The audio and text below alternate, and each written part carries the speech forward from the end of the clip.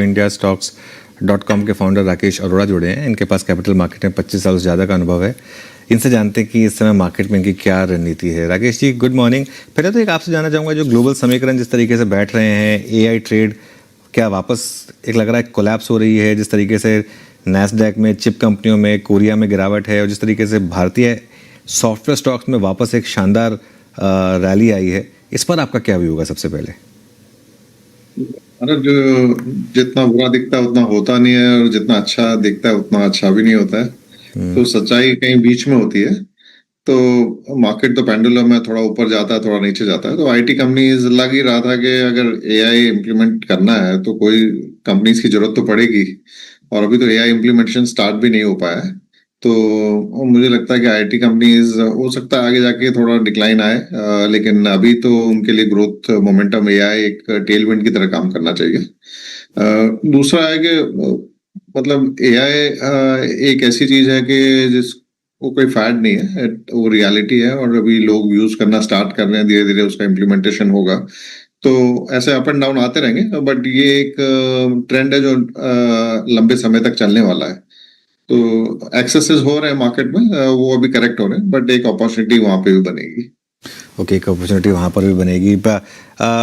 दूसरा global environment से जुड़ा हुआ सवाल, जिस तरीके से डॉलर का मूव है और जिस तरीके से अब ये कमोडिटी के प्राइसेस हैं इस समय, मेटल सेक्टर पर आपका क्या व्यू बन रहा है? क्या लग रहा है आपको कि ये एक री एंट्री अपॉर्चुनिटी है, या फिर यहाँ पर अब थोड़ा सा रिस्की हो गया मामला? अनुज, अभी एक लेग ऑफ करेक्शन तो हो चुका है, और कमोडिटी प्राइसेस 20-30% गिर चुकी है, और इसी तरह स्टॉक्स भी उनको ट्रैक करते हुए नीचे आ चुके हैं। तो अभी एक थोड़ा नो मैन लैंड में हम लोग हैं।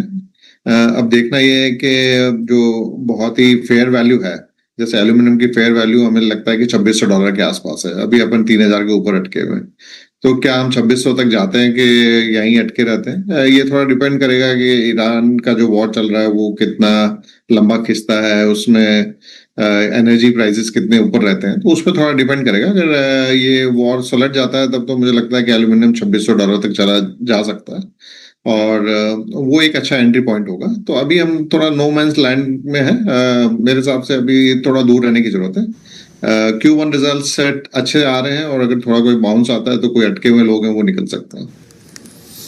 ओके, अच्छा राकेश जी, प्रीशियस मेटल्स पे आई मीन आपका व्यू क्या है? Gold I mean almost for 141, मेरे ख्याल से 143 पे हम इस दौर की लो पे हैं। गोल्ड से संबंधित कंपनियों को ट्रेड करते हैं, इन्वेस्ट करते हैं, गोल्ड फाइनेंस कंपनियां हैं। गोल्ड पे आपका टेक क्या है इस वक्त?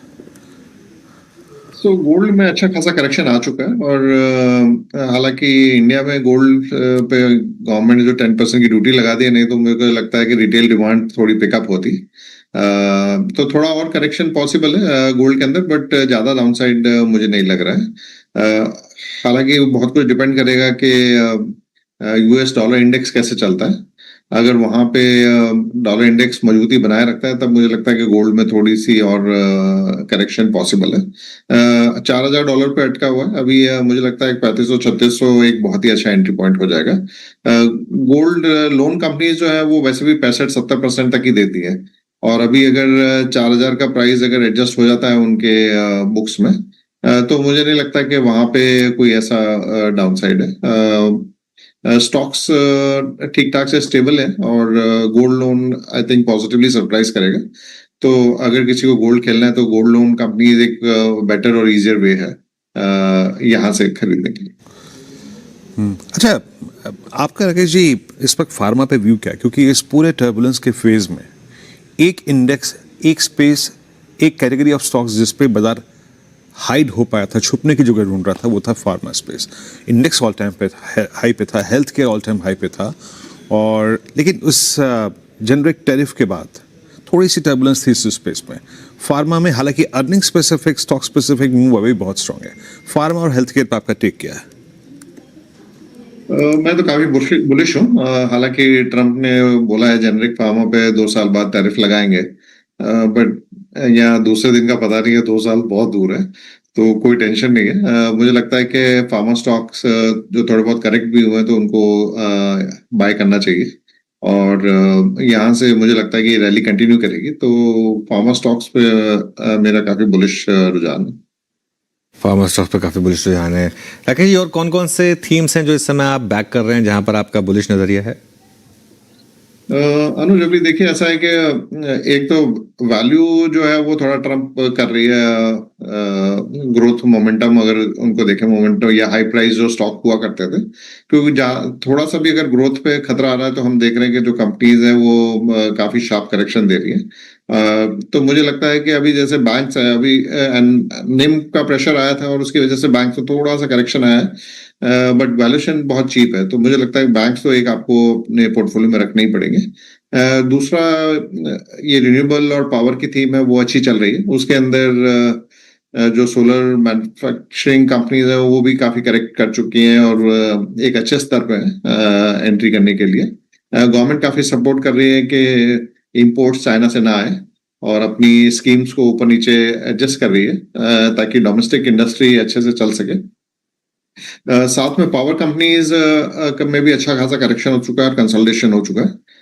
तो पावर कंपनीज और पावर इक्विपमेंट कंपनीज अच्छी लग रही है। फार्मा जैसे अपनी बात हुई थी कि फार्मा में बहुत ही स्ट्रॉन्ग ट्रेंड है अर्निंग्स का, और तो फार्मा स्टॉक्स भी ठीक ठाक लग रहे हैं। तो मोटा मोटा अगर देखें तो डोमेस्टिक सिक्लिकल्स जो है वो ठीक चल रहे हैं, उसमें ऑटोज भी आ गए, रियल एस्टेट स्टॉक भी काफी एकदम पिट चुके हैं। तो और लेकिन अगर आप रियल एस्टेट प्राइसेस देखेंगे तो वो बहुत ही ऊपर जा रहे हैं।